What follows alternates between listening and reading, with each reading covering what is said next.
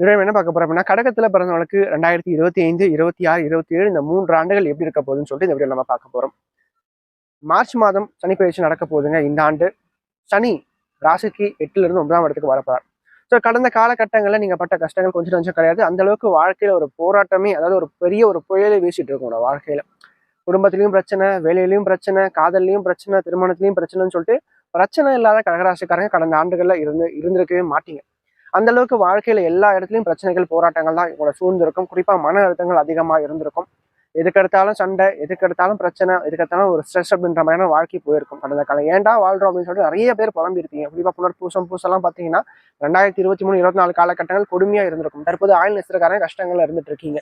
So இது பார்த்தீங்கன்னா எப்போ முடியுதுன்னா, இந்த மார்ச் மாதத்தோட சனி பயிற்சி நடக்க போகுதுங்க. அதன் பிறகு வாழ்க்கை கண்டிப்பா மாறும் உங்களை பொறுத்த வரைக்கும்.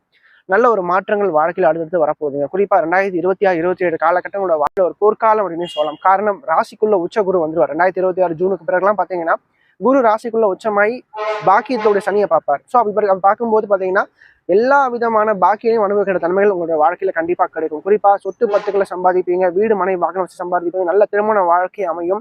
திருமணத்துல ஒரு சந்தோஷமும் மகிழ்ச்சியும் கண்டிப்பா கிடைக்கும். நல்ல ஒரு குழந்தை அமைப்பு கண்டிப்பா கிடைக்கும். தொழில் ரீதியாக நல்ல ஒரு வெற்றியை ருசி பார்ப்பீங்க.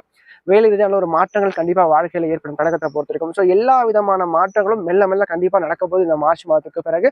ஸோ இந்த 2025 ஒரு பேஸ்மெண்டா இருக்கும். 26, 27 பார்த்தீங்கன்னா ஒரு நல்ல ஒரு ஃபர்ஸ்ட் கிளாஸா இருக்கும் உங்களோட வாழ்க்கையில அப்படின்னு சொல்லலாம்.